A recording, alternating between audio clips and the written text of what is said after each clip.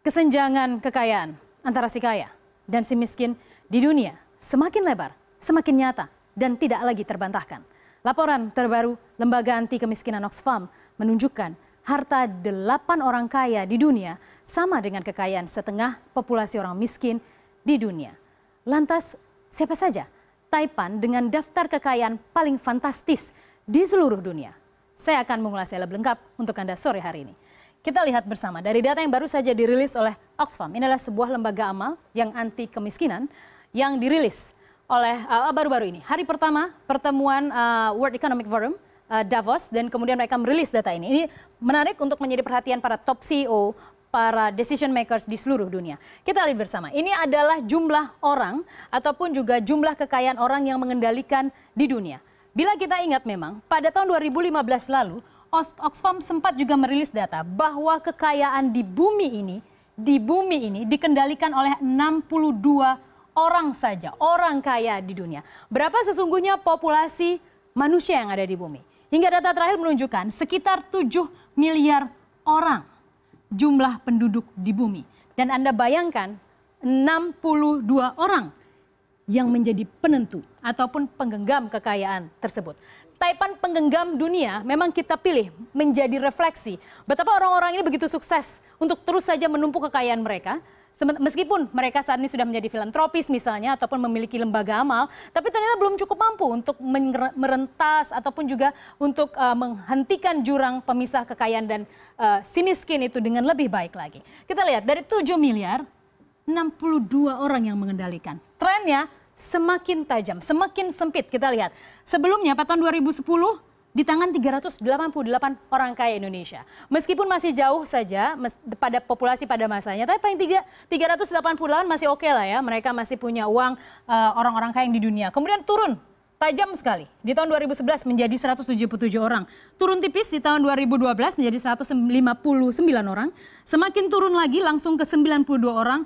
Merosot terus 80, 62, dan yang terakhir Anda lihat 8 orang saja yang ternyata jumlah kekayaannya pun bila kita bandingkan itu sama dengan 3,6 miliar penduduk miskin di dunia. Jadi kekayaan 8 orang ini itu hampir setara dengan 3,6 miliar orang miskin di seluruh dunia. Ada bayangkan 8 orang dibanding 3,6 miliar orang, pasti ada sebuah sistem ekonomi yang salah yang terjadi. Sehingga kita lihat gapnya, jurang kekayaan, jurang kemiskinannya semakin lebar antara yang kaya dan yang miskin. Mungkin kita kenal dengan istilah koefisien Gini ya, salah satu indikator untuk menunjukkan kesenjangan sosial. Kita lihat untuk di Indonesia sendiri sudah sedikit mengalami penurunan dari 4,1 menjadi 3,9 ya, indeks koefisien Gini-nya. Artinya sudah ada perbaikan. Tapi bila kita lebih global, ternyata angka ini jauh lebih merisaukan kita. Karena ternyata 8 orang sama dengan 3,6 miliar penduduk miskin di seluruh dunia. Meskipun memang ada yang mengkritik juga. Ada yang mengkritik riset Oxfam karena mereka kenapa hanya fokus sama orang kaya aja. Harusnya mereka juga fokus dong dengan aspek-aspek pertumbuhan ekonomi gitu. Tapi Oxfam memilih untuk merilis data ini. Saya bergeser untuk mengetahui siapa saja sesungguhnya Taipan penggenggam dunia. Wajah-wajahnya saya beri waktu Anda beberapa second dan Anda pasti tidak asing dengan wajah-wajah ini. Posisi pertama tidak lain, tidak bukan, adalah Bill Gates. Bill Gates berada pada posisi pertama. Ini mungkin maksud 75 miliar dolar Amerika ya. Miliar dolar Amerika. Bill Gates Anda tahu kan siapa? Itu loh di kantor kita tuh Microsoft, Word, segala macam, Excel dan lain sebagainya. PowerPoint kalau ada presentasi, ya itu semua produknya adalah Microsoft. Meskipun saat ini sudah mundur menjadi orang nomor 1 di Microsoft, kemudian lebih fokus kepada kegiatan amal di Melinda and Gates Foundation itu, tapi kan tetap saja yang namanya Gates ya Microsoft gitu, yang masih saja masuk ke sendi-sendi kehidupan kita sehari-hari. Bill Gates posisi pertama sebagai orang kaya penggenggam dunia nomor 1. Lalu selanjutnya kita ke posisi kedua adalah Amancio Ortega. Amancio Ortega, Anda mungkin tidak begitu kenal namanya, meskipun dia punya kekayaan yang luar biasa, 67 miliar dolar Amerika. Oh, saya balik sedikit untuk memberi ilustrasi tentang Bill Gates. Bill Gates ini 75 dolar Amerika atau kira-kira setara dengan 1.000 triliun rupiah. Anda bayangkan ini apa? Ini hampir sama dengan kekayaan sebuah negara. Kekayaan satu orang untuk produk domestik bruto sebuah negara itu bisa sama atau sepersekian persen dari produk domestik bruto Indonesia misalnya. Itu hanya dimiliki satu orang loh. 1.000 triliun mau ngapain kita kira-kira? Jalan-jalan ya, keliling dunia, tahu mau investasi ini itu semuanya ya.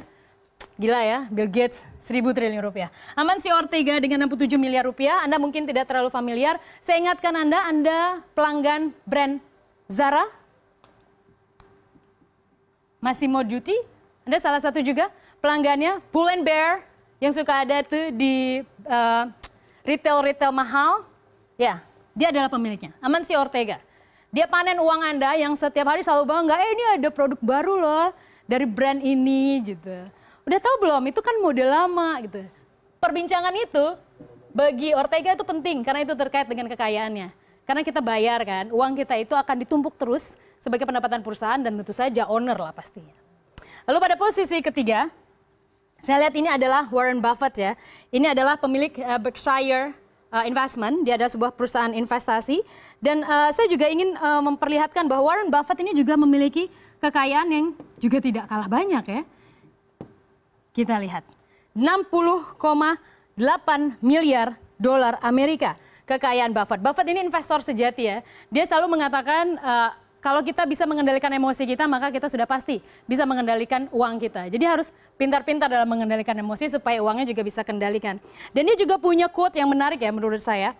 Never depend on single income, make investment to create a second source. Jadi jangan pernah bergantung pada income tunggal ataupun pendapatan tunggal, tapi harus berinvestasi untuk mendapatkan pendapatan kedua atau pendapatan sampingan ya.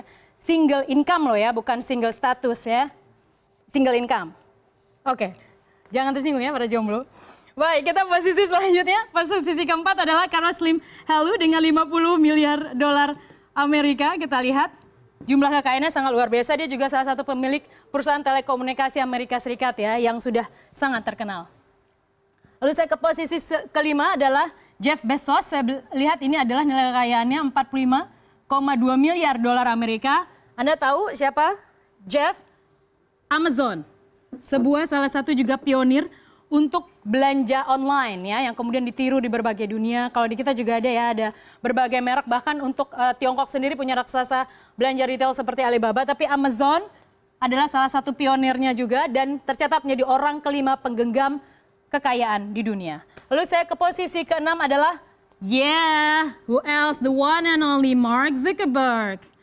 Dan kita lihat nih, Mark Zuckerberg ini adalah Facebook. Setiap hari Anda buka laman Facebook, sekarang udah mulai gila-gilaan ya. Dia sudah punya WhatsApp, kemudian dia punya apa lagi? YouTube ya. Dia banyak akuisisi perusahaan-perusahaan sehingga semakin masif itu pendapatannya. Kalau dia punya Facebook, kita kalau mau cek-cek, kepoin gitu, status orang tuh pasti ada iklan-iklan kan. Nah, pendapatan iklan itulah yang membuat Zuckerberg semakin fantastis kekayaannya. Orangnya sih biasa ya, pakai jeans, kemudian pakai kaos abu-abu gitu. Tapi padahal duitnya itu sekitar 44 miliar dolar Amerika. Gila ya. Zuckerberg, penggenggam dunia pada posisi ke-6.